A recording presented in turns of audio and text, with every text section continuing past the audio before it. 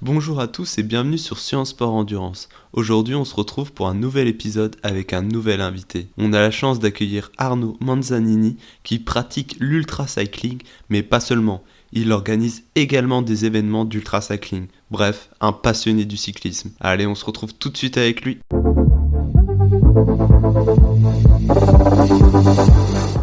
Salut Arnaud, comment vas-tu ? Bonjour, écoute, tout va bien, je te remercie. Aujourd'hui, on a l'honneur de t'accueillir dans notre podcast. Et est-ce que tu pourrais te présenter un peu pour les personnes qui ne te connaissent pas forcément ? Eh bien, écoute, je suis Arnaud Manzanini, j'ai 48 ans, j'habite à Lyon et j'ai plusieurs cordes à mon arc, plusieurs métiers, plusieurs activités, on va dire ça comme ça. Premièrement, je suis podcasteur, donc j'ai 2 podcasts. Un podcast qui s'appelle Ultra Talk, depuis maintenant 3 ans, puisque je sors mon 164e épisode cette semaine, donc qui est autour de toutes les personnes qui ont réalisé des choses qui sortent du commun, ordinaire, extraordinaire, ultra-ordinaire, bref, des personnages très inspirants. Un deuxième podcast qui s'appelle Dans la tête d'un cycliste, qui est là et concentré uniquement sur tout ce qui touche au cyclisme. Donc ma première activité, c'est le podcasting. C'est pas la principale, mais je commence par celle-ci. Ma deuxième activité, c'est que je travaille dans un café vélo qui est basé à Lyon, qui s'appelle Grimpeur Cyclist House, qui est ouvert depuis un tout petit peu plus d'1 an, que j'ai ouvert avec 5 associés fondateurs. Et donc, j'ai une présence d'1 jour par semaine où je m'occupe, entre autres, de tout ce qui touche à l'événementiel dans ce lieu, c'est-à-dire les rides, les plannings, les événements que l'on fait à l'intérieur avec les marques ou avec des événements. Voilà, et mon activité principale, c'est la troisième, la dernière que je présente, mais c'est mon activité principale, c'est d'organiser des épreuves de cyclisme ultra-distance en France, mais aussi en Europe dès 2022. Voilà, et le quatrième point, ça n'est pas mon activité principale, mais c'est quand même un axe de ma vie qui m'a fait devenir ce que je suis aujourd'hui, qui est cycliste ultra-distance. J'ai eu la chance de réaliser des traversées de pays, de continents, et de réaliser des records à ces différentes occasions. Justement, par rapport à cette pratique de l'ultra-cycling, celle qui t'a amené à avoir ces multiples casquettes d'organisateur, etc. Est-ce que tu pourrais nous en parler un peu plus des événements auxquels tu as pu participer et les différents résultats, etc. En fait, je n'ai pas vraiment un parcours exemplaire, on va dire ça comme ça. J'ai fait tout à l'inverse, c'est-à-dire que beaucoup commencent par apprendre une discipline, la découvrir et puis ensuite aller sur le top du top. Eh bien moi, j'ai été sur le top du top directement. C'est-à-dire que j'ai commencé dans l'ultra-distance, j'ai commencé par le summum, à savoir la Race Cross America, qu'à ce moment-là, quasiment personne ne connaissait en France, puisque je te parle de ça, moi j'ai découvert en 2010, donc il y a 11 ans maintenant. Et personne connaissait l'ultra-distance. Alors, je le répète à chaque fois, mais c'est important si ce n'est un Paris-Brest-Paris. Mais pour moi, ce n'est pas le cyclisme ultra-distance comme je l'entends et comme je l'organise, et comme est la Race Cross America. Donc j'ai découvert cette épreuve totalement par hasard, mais ça a été un moment important, déterminant, et qui a changé la courbe de ma vie ensuite. Donc j'ai découvert cette épreuve, et j'ai décidé de commencer tout de suite par cela. Voilà. Donc j'étais un cycliste amateur, totalement amateur. Mais je me suis dit un jour, enfin je me suis pas dit un jour, je me suis dit dans 3 ans maximum je ferai cette course. Et donc 3 ans plus tard, effectivement, j'étais au départ de cette épreuve, sans avoir aucune expérience en plus. Je n'avais jamais fait plus de 200 km en vélo. Et là j'en avais 5000 à faire, certes en équipe de 2, mais j'avais quand même 5000 km à faire en moins de 9 jours. Et donc quand je suis arrivé au départ de cette épreuve, sur la côte de l'océan Pacifique, juste en dessous de Los Angeles et un tout petit peu au-dessus de San Diego, j'ai pris une énorme claque puisque j'ai découvert ce qu'était le cyclisme ultra-distance et comment les Américains considéraient cette discipline, qui en était à sa 32e édition, où je me suis dit, mais en France, en fait, on ne connaît pas.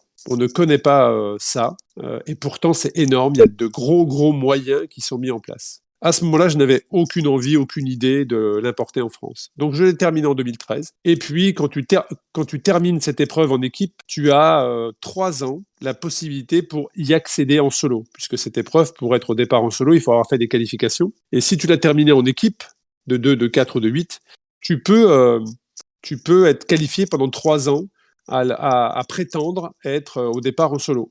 Donc j'ai saisi cette opportunité de 3 ans et je me suis dit en 2013, à l'automne 2013, quand je suis revenu et que c'était très difficile mentalement de passer à autre chose après ce que j'avais vécu aux États-Unis, le meilleur moyen que j'ai trouvé pour passer au-dessus de cette dépression, c'est de dire j'y retourne en fait, mais en solo. Et donc j'ai rebâti un projet en solo. Et entre ces deux-là, je me suis dit, mais pourquoi pas un jour l'importer en France. J'ai participé à cette épreuve en 2015, où habituellement 60-65% des rookies qui sont au départ de cette épreuve abandonnent. Eh bien moi, j'ai eu la chance d'aller au bout, d'en avoir toujours 6 ans après le meilleur temps français, non sans blessures, hein, des blessures au pied notamment, des séquelles, on va dire, qui sont toujours présentes. Donc c'était beaucoup de souffrance, beaucoup de douleur, mais ça a été un changement de vie radical pour moi. Et c'est à ce moment-là que je me suis dit, bon là, il faut y aller, il faut l'importer en France. Et c'est comme ça que je l'ai importé en France. Voilà. Donc pour résumer, pour les gens qui écoutent et qui ne connaissent pas encore cette épreuve, la Race Across America, c'est une épreuve de vélo, d'ultra-distance, avec assistance. Donc vous avez forcément une voiture avec vous et une équipe qui vous suit non-stop, puisque l'objectif est d'aller très très vite. Et c'est de traverser le continent nord-américain, en l'occurrence les États-Unis, entre Los Angeles et Washington, côte Pacifique, côte Atlantique, en un maximum de 12 jours. Ce qui signifie 400 km par jour minimum, si vous voulez être dans les délais. Et c'est ce que j'ai fait, puisque j'ai fait 440 en moyenne par jour, avec des jours à 280, mais des jours à 620, en fonction du profil. Et donc, vous traversez 13 États. C'est une chance de traverser les États-Unis, bon, de le faire aussi vite, pas forcément, mais en tout cas, j'ai eu l'occasion, depuis, de le faire à 3 reprises, puisque 2 fois sur le vélo, et une fois en tant que team manager, de traverser ce formidable pays. Et donc, c'est comme ça que l'idée est née d'importer la Race Across France. Ouais, c'est vraiment incroyable comme aventure. Et qu'est-ce qui a changé justement dans ta vision de l'ultra au fur et à mesure de tes participations? Ou même par rapport à ta préparation, est-ce qu'elle est devenue plus mentale ou davantage physique? Qu'est-ce qui a changé? Alors, tout a changé, je dirais. Qu'est-ce que ça a changé déjà? Ça m'a changé moi. C'est-à-dire que une fois que tu termines une épreuve comme ça, tu n'es plus la même personne. Parce que quand tu pédales en moyenne, allez, 20 heures sur 24 pendant 11 jours, tu finis différent. Et c'est ce que je dis régulièrement dans mes podcasts quand on parle avec d'autres champions, d'autres aventuriers, c'est que quand tu vis des choses si intenses et difficiles que ça, un café pris avec un ami sur une terrasse ensoleillée, ensuite, n'a plus du tout la même saveur. Tu profites des choses différemment, tu vois les choses différemment, tu remets, quand tu es sur ton vélo, beaucoup de choses en question, à commencer par toi et ta vie et tes amis et ton métier et qu'est-ce qui t'anime vraiment en fait. Donc derrière, beaucoup de choses ont changé, même si j'ai mis 5 ans pour, je dis accepter, c'est-à-dire j'ai mis 5 ans pour accepter la difficulté, l'exploit que j'avais réalisé parce que c'en est un. Et j'ai mis du temps pour accepter. Pour moi, c'était juste, bon voilà, j'avais envie de faire cette course, je me suis préparé, je l'ai fait, ça a marché, c'est bien, mais il n'y a rien d'extraordinaire. Et c'est l'année passée, en faisant un tour de France par les frontières et le littoral, qui était aussi long de 5000 km, mais que j'ai fait avec un ami, et on a mis 21 jours.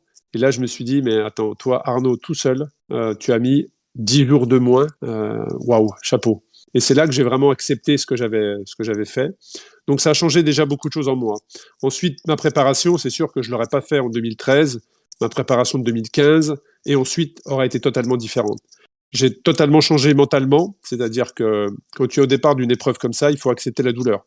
C'est-à-dire que tu ne peux pas faire une épreuve comme ça sans avoir de douleur. La douleur fait partie intégrante de l'ultra-distance, comme certainement l'ultra-trail, comme d'autres disciplines qui sont dans la distance, dans la longueur, dans la durée. Voilà. La blessure est là. Et la souffrance est là. Donc, il faut faire avec. Voilà. Donc, il y a des blessures, certes, tu ne peux pas passer au-dessus. Tu te casses quelque chose, voilà, mais il y a beaucoup de blessures. Le mental peut les accepter et mettre en place des mécanismes pour les évacuer. Donc ça a changé beaucoup de choses. La relation avec la blessure, elle fait d'endurer quelque chose, d'endurer une situation. Et ensuite, dans ma préparation, c'est-à-dire qu'après, j'allais beaucoup plus loin dans la douleur d'un effort et beaucoup plus loin dans la préparation et dans l'intensité, dans la difficulté que j'y mettais. Donc c'est une autre, l'ultra-distance est une autre manière de faire du vélo. quelqu'un qui écoute et qui fait du vélo en compétition ne peut pas comprendre et n'imagine même pas ce qu'est l'ultra-distance. Quelquefois, ils rentrent fatigués après une sortie de 150 ou maximum 200 km. Mais là, il faut s'imaginer que c'est 1/10 de la fatigue qu'ils vont avoir en ultra-distance. Mais à l'opposé, ça apporte des choses extraordinaires. Et quand on s'engage sur une épreuve d'ultra-distance, je ne sais pas, les gens qui... Là, on arrive à l'automne, on a l'automne 2021, les gens qui prévoient leur calendrier 2022 d'ultra-distance, eh bien, se projettent dans une année qui va être extraordinaire parce que quand on fait de l'ultra-distance, ça a un impact sur son hygiène de vie, donc forcément sur son mental, sur son esprit, sur la relation qu'on a avec les autres et sur sa forme physique. Donc faire de l'ultra-distance, ça impacte toute une vie et donc forcément une vie de famille. Voilà. Ouais, forcément, tout le monde peut pas faire ça parce que comme tu l'as dit, après c'est toute, sa vie qui gravite autour de l'échéance, autour de l'ultra, quoi. Exactement. Exactement. Ouais, c'est plutôt intéressant et après cette rame, est-ce que tu as voulu continuer à participer à d'autres, manifestations, d'autres compétitions ou tu t'en es arrêté là parce que, c'était quand même déjà pas mal? Non, après la rame, j'avais besoin de décompresser, de souffler. J'ai écrit un livre suite à ça pour partager mon aventure et expliquer jour par jour tout ce que j'ai enduré. Donc c'est un livre qui s'appelle Rêve Across America, que vous trouverez sur les différentes plateformes. Et puis j'ai été 1 an sans toucher mon vélo. C'est-à-dire pendant 1 an, j'ai pas touché mon vélo. Alors il y a plusieurs facteurs hein, suite à ça. C'est que j'ai eu la naissance de mon fils, Zadig, qui est arrivé en janvier. Donc, bon, bah voilà, j'avais envie de me concentrer, de donner du temps aussi à ma famille qui m'avait épargné, qui m'avait laissé du temps pour me préparer. Et surtout, j'avais plus envie d'avoir de contraintes parce que pendant que j'ai préparé cette rame, j'avais un job. C'est-à-dire que j'étais pas totalement disponible pour mes entraînements. C'est-à-dire que mes entraînements se calaient en fonction du temps que j'avais disponible. Et quand tu prépares une épreuve d'ultra-distance, ça demande beaucoup de temps. Donc j'en étais arrivé à un stade où je devais calculer dans ma semaine combien d'heures je travaillais, combien d'heures j'avais de temps de transport, combien d'heures bah, tu laissais quand même disponible à ta famille, un minimum, et combien de temps il me restait pour m'entraîner. Et donc tout ça, ça a généré quand même un stress mental important. Mais en même temps, quand je le faisais, je me disais, tu te remercieras toi-même. Et ça, c'est une phrase qui revenait souvent quand j'étais dans des moments difficiles, où c'est difficile, quelquefois il fait froid, il est 5 heures du matin, il fait 3 degrés, il faut se lever pour aller s'entraîner, et puis ensuite enchaîner par une journée de travail. Je me disais, tu te remercieras toi-même. Et je me suis remercié pendant l'épreuve de ce que j'avais fait. Mais tout était calculé. Donc j'avais vraiment envie de reprendre la route avec le vélo sans avoir de contraintes, à savoir où est-ce que je devais passer pour rentrer à telle heure, pour ensuite repartir. Ça, non. Et donc c'est revenu naturellement tout doucement. Et puis derrière, qu'est-ce que j'ai fait quelques autres aventures, on va dire ça comme ça. J'avais préparé avant Covid. J'avais remonté un projet pour aller battre un record du Tour du monde à vélo. Et puis le Covid est arrivé. J'avais levé des fonds, hein, j'avais déjà des budgets, des partenaires qui me suivaient. Et puis le Covid est arrivé, où là, ben, tout a été remis en cause. C'est-à-dire qu'un tour du monde avec un Covid, autant te dire que t'oublies. T'y penses même pas, les partenaires veulent même pas en entendre parler. Donc les budgets sont gelés. Pendant ce temps-là, le temps tourne et moi, quand je fais ces projets-là, c'est que j'ai des fenêtres professionnelles et familiales qui me permettent de prétendre à partir comme ça. Sinon, quand tu as un travail, c'est juste pas possible en fait, pas possible. Donc sachant que le record était 123 jours, donc tu pars pour 3 mois. Non, attends, je te dis des bêtises. Si, c'est ça, ouais, tu pars pour 4 mois, pardon. Tu pars pour 4 mois. Donc bon, tu sais que c'est compliqué. Donc pendant ce confinement, je discute avec un ami et on se retrouve tous les deux avec des épreuves, parce que moi j'avais fait des épreuves préparatoires qui devaient m'amener sur la transcontinentale, qui devaient m'amener sur la Northscape, sur des épreuves à l'étranger pour que je puisse aussi m'acclimater avec mon comportement, comment je me comporte dans un pays étranger. Ça, c'est important aussi de savoir comment on réagit face à ça. C'est un confort. Et donc, bah, tout est annulé. Donc, avec un ami, on a décidé de partir faire le Tour de France randonneur, c'est-à-dire faire le Tour de France par les frontières et le littoral, long de 5000 km en semi-autonomie. Et donc, on est parti comme ça pendant 3 semaines à la découverte des routes de France. Et c'était vraiment formidable parce que j'avais plus roulé en Californie ou dans le Colorado que dans nos régions françaises. Je connaissais pas la Bretagne, je connaissais pas les Vosges. Et ça a été extraordinaire. On a vraiment un pays qui est magnifique. Il y a vraiment des régions qui sont extraordinaires. Et puis, toujours dans la continuité de ce projet, je me suis rendu compte que j'avais peur du froid. Je me suis rendu compte dans les Alpes notamment que j'avais peur du froid et que ça générait une anxiété en moi. Et une fois que j'ai assimilé ce projet Tour de France randonneur, il me restait un petit peu de budget et je me suis dit, bon ben, comme j'ai peur du froid, la meilleure manière de le vaincre, ou en tout cas de l'accepter, c'est d'aller le combattre. Et donc, je suis parti traverser la Laponie suédoise en plein hiver par des températures entre moins 25 et moins 45 à vélo et en semi-autonomie. Et je suis parti donc en janvier dernier et ça a été une aventure extraordinaire. Donc le projet s'appelle North Calling, puisqu'à la base je devais rejoindre le Cap Nord, mais là encore le Covid nous a empêchés puisque les frontières se sont fermées et on a pu décoller de France et les frontières en France se sont fermées 48 heures plus tard. Et à l'étranger, on s'est trouvé fermé dans un pays. Donc les frontières entre la Suède et la Finlande étaient fermées, et les frontières entre la Suède et la Norvège étaient fermées. Et donc, j'ai dit à mon équipe de photographes et de vidéastes, c'est une superbe occasion de laisser une trace dans l'histoire, on va dire ça comme ça, et de dire, voilà, nous on a traversé un pays, mais d'une frontière fermée à une autre frontière fermée.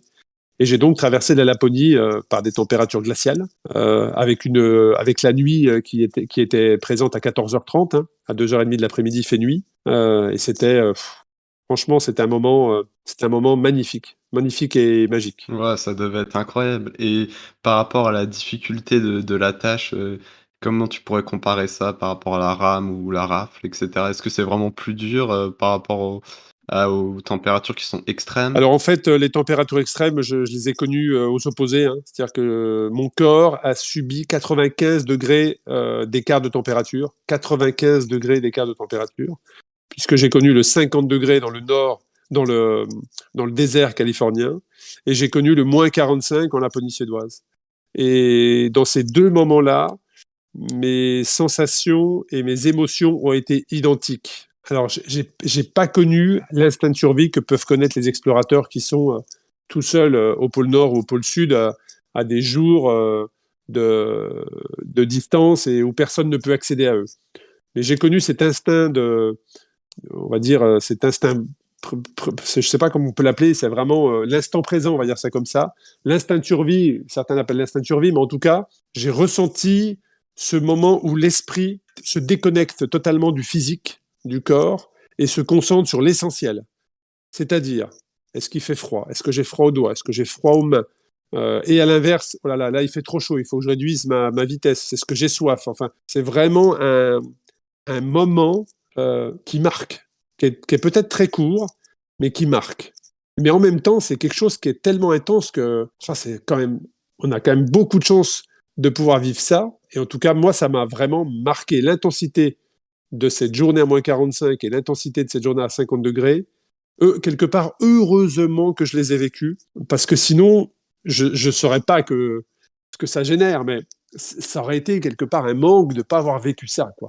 Et j'espère encore dans les projets que je vais mettre en place, j'espère que dans les projets que je vais mettre en place, je connaîtrai à nouveau ces moments si rares dans une vie qui sont juste folles, quoi. Ouais, puis tout doit être amplifié par rapport surtout aussi à la fatigue, au manque de sommeil. Je pense que ça, c'est l'un des l'une des pires choses pour le corps humain, c'est vraiment le manque de sommeil, quoi. Le sommeil est une véritable torture. D'ailleurs, dans les guerres, hein, le sommeil est utilisé pour les tortures, hein, d'ailleurs, mais c'est terrible, c'est terrible, terrible. Le sommeil, aux États-Unis notamment, j'ai eu énormément de mal à supporter le manque de sommeil parce que ça a un impact sur ton esprit. Ça te donne des hallucinations parce que le cortex cérébral ne se rafraîchit plus. Donc, tu as des hallucinations, tu t'emportes très très facilement, tu n'es plus apte à prendre des bonnes décisions. Enfin bon, le manque de sommeil est terrible, terrible, terrible, terrible. Ah bah, oui, ça, je pense que le pire, ouais, c'est le manque de sommeil et la température. Je pense que c'est les 2 combos qu'il vaut mieux pas, qu'il vaut mieux pas mixer ensemble, quoi. Même si on n'a pas forcément le choix, quand on fait des ultras. Exactement. Et justement maintenant, on voudrait parler un peu de ta deuxième casquette d'organisateur. Donc, comment tu as pu transférer un peu ton expérience dans l'ultra pour, organiser du coup, par exemple la rafle dont tu es le créateur? Comment j'ai initié la RAF? En fait, au début, j'avais l'idée, mais je ne savais pas quand. Je ne savais pas quand la créer. Et puis, c'est en rencontrant des personnes et en parlant que certaines personnes m'ont dit bénévolement, écoute, si tu veux, on te file un coup de main. Et puis, à compter du moment où j'ai eu 2 personnes qui m'ont dit ça, le projet était lancé. Donc, j'ai déposé la marque, j'ai créé le site.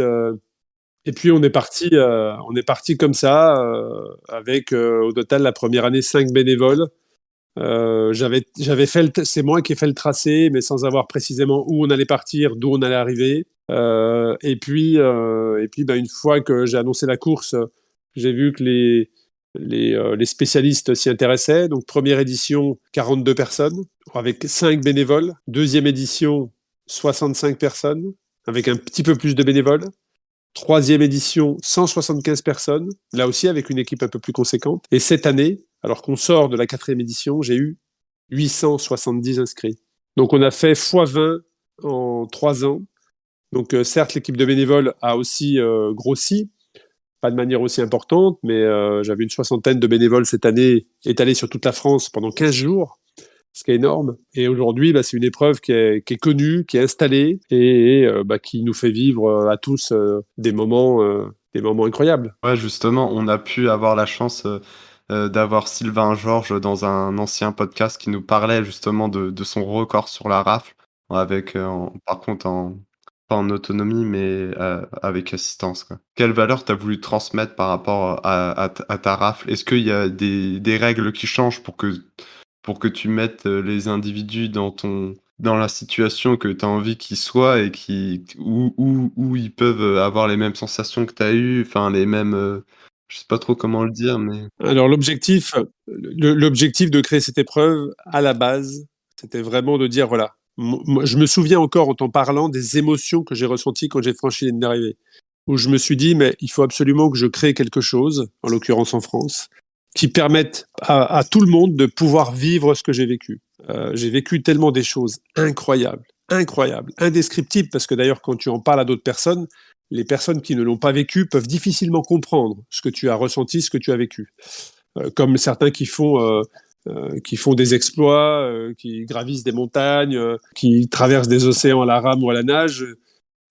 C'est difficile d'en parler avec quelqu'un qui, lui, ne pratique pas ou n'a jamais été dans ces environnements-là. Donc, je me suis dit, il faut absolument que ces Trace Cross France permettent à tout le monde de pouvoir vivre ce que j'ai vécu. Et quand j'écoute, quand j'entends, quand je vois ou je lis des reportages de courses, des synthèses de courses de personnes qui étaient au départ de la Race Cross France, je pourrais presque me dire, bon voilà, c'est réussi, quoi. Voilà, j'ai réussi. Alors que pour moi, la réussite s'installe dans la continuité et non pas juste au bout de 4 ans. Mais le moteur principal, c'était vraiment de faire partager à toutes les personnes qui sont sur cette épreuve ce que j'ai vécu. Et puis ensuite, effectivement, il y a 2 possibilités de le vivre, hein. C'est vraiment des valeurs d'aventure. Il faut vraiment se lancer un propre défi parce que se battre contre les autres, je dirais que quelque part, tout le monde peut le faire. Battre quelqu'un d'autre en vélo, c'est facile.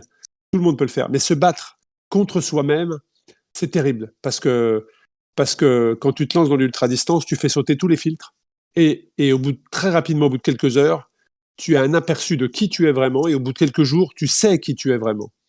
Donc derrière, faut s'attendre à ce que ça provoque des modifications, des changements en toi sur ta manière de fonctionner, sur la relation que tu as avec tes propres décisions. Voilà. Donc ça, c'était le vrai moteur. Puis après, Sylvain Georges, il a réussi un exploit, mais incroyable.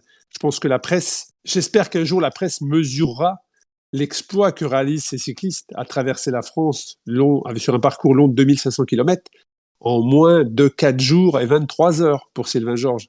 4 jours, 22 heures et 52 minutes, je crois, ou 53 minutes. C'est incroyable, surtout pour un sportif. je pense que comme tu l'as dit, tant qu'on n'est pas confronté vraiment à cette situation, à ce stress, à cet effort-là, je pense qu'on peut guère, comprendre, ce qu'il a pu vécu. Sylvain est certes un ancien professionnel, mais n'avait jamais pratiqué l'ultra-distance. Et arriver sans expérience et à faire le niveau de performance et surtout le niveau d'organisation qu'il avait mis en place, et ben là, moi j'ai envie de dire, il n'y a pas de hasard. Il n'y a pas de hasard. C'était pas du tout un hasard sa performance, ça a été travaillé, étudié, préparé, soutenu Vraiment, chapeau, je pense que Sylvain a ouvert une nouvelle ère de l'ultra-distance en France, très clairement. Ouais, ouais, j'ai vu son reportage et c'est vraiment impressionnant. Puis c'est bien par rapport à la rafle, tu as pu mettre en place également, différentes distances pour, s'initier, dans l'ultra. Peut-être pas comme Georges du coup de passer, de pas d'ultra à 2 500 kilomètres. J'ai vu qu'il y avait une distance de 300 si je dis pas de bêtises, de 1 000 et 2 500. Bah, en fait, oui, parce que en fait, la Race Cross France, c'est la seule épreuve dans le monde à proposer autant de distance. Et d'ailleurs, en termes d'inscrits sur un événement, la Race Cross France, c'est la seule épreuve aujourd'hui qui réunit autant de cyclistes sur une épreuve d'ultra-distance. Il n'y a pas une autre épreuve dans le monde qui réunit autant de personnes. D'ailleurs, elle ne dépasse rarement les 400, 300 personnes, et encore, c'est extraordinaire. Quand on arrive à faire des 250, 300. Donc voilà, c'est important de pouvoir positionner aussi cet événement. Et effectivement, si j'avais fait qu'un 2500, bah, j'aurais eu très peu de personnes au départ. Donc moi, mon objectif, c'était certes que les gens vivent ce que j'ai vécu, mais aussi de partager, d'éduquer, de sensibiliser, de structurer. Et donc, bah, je me suis dit, voilà, bah, les gens, ils vont commencer par un 300, ce qui est déjà beaucoup, parce que même moi, en étant cycliste, j'avais jamais fait plus de 200. Donc 300, c'est déjà un palier. Donc 300. Et puis ensuite 500, et ensuite 1000 et 2500. Et comme ça, bah, les personnes, si elles le souhaitent, d'année en année, elles peuvent progresser. C'est un peu comme aller faire un Ironman.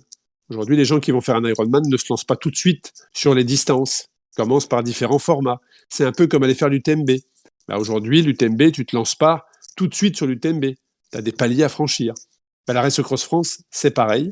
Tu as des paliers, tu as un 300, un 500, un 1000 et un 2500 si tu veux être finisher de l'épreuve reine. Ouais, bah, j'espère qu'elle aura autant d'engouement, l'année prochaine qu'elle l'a été, cette année.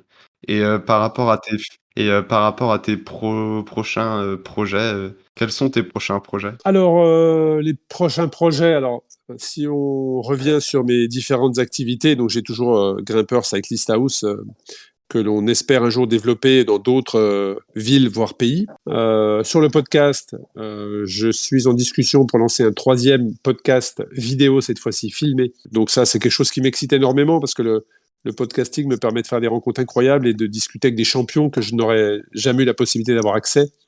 Et de créer un vrai lien avec eux, puisqu'ils ils mettent leur cœur sur la table pendant 1 heure et demie, et moi je prends un shoot d'émotion, d'adrénaline. Il m'est arrivé de verser des larmes avec des gens qui étaient en face de moi, tellement les émotions sont présentes.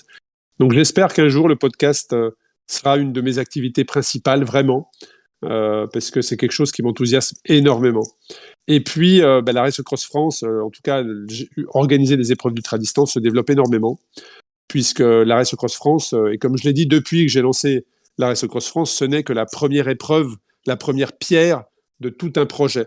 Et donc, ben, j'ai la chance de pouvoir être bien accompagné. Je continue dans cette lancée puisque j'ai développé des partenariats stratégiques avec des épreuves en Europe. Et donc l'année prochaine, ben, je serai impliqué dans l'organisation de la Race Cross Belgium, et je serai impliqué également dans une épreuve d'ultra-distance en Angleterre, tout comme une seconde, enfin, tout comme une seconde épreuve en France et une épreuve d'ultra-distance en région parisienne. Donc l'année prochaine, je vais certes organiser la Race Cross France, mais aussi être impliqué dans 3 autres épreuves d'ultra-distance en Europe. Ouais, de sacrés projets et pas mal de travail, à réaliser, quoi. Bah, disons que j'arrive à un stade où je me fais la réflexion s'il y avait une solution pour arrêter le temps, en fait. C'est-à-dire que je pourrais, hein, aujourd'hui, je pourrais travailler 24-24. J'ai la matière pour faire 24-24. Donc ça veut dire que il faut une organisation millimétrée, millimétrée. Puis ouais, quand on aime ce qu'on fait, de toute façon, on a du mal à compter les heures, quoi. Ouais, je m'excuse hein, à toutes les personnes qui m'envoient des messages sur les différents réseaux. Je vois, je lis tous ces messages, mais je n'ai pas forcément le temps de répondre à tout ça. Donc, quand vous m'envoyez un message en me faisant des suggestions d'invités, notamment pour les podcasts, sachez que je les note dans une petite liste. Je vous en remercie grandement, mais voilà, j'ai pas les ressources pour répondre à tous les messages. Mais par contre, sachez que je les lis tous. Donc, un grand merci. Et bah, nous, justement, nous, on te remercie aussi, Sciences Po Endurance, pour, avoir accepté notre invitation et on espère que tous tes projets iront à terme et on invite toutes les personnes qui nous écoutent à aller voir tes différents podcasts et je suis persuadé qu'ils apprendront beaucoup de choses et découvriront beaucoup de personnes admirables. Exactement, exactement. Et n'hésitez pas à écouter les podcasts. Un grand merci pour ton invitation. N'hésitez pas également à vous abonner à mon compte Instagram où je fais partager via des stories ou des photos mes différentes aventures, que ce soit en Italie, en Laponie, en France ou aux États-Unis. Voilà. Eh ben, merci Arnaud et puis, à la prochaine, Merci que ce beaucoup. soit dans un podcast ou sur la route, on ne sait pas, ou à la rafle.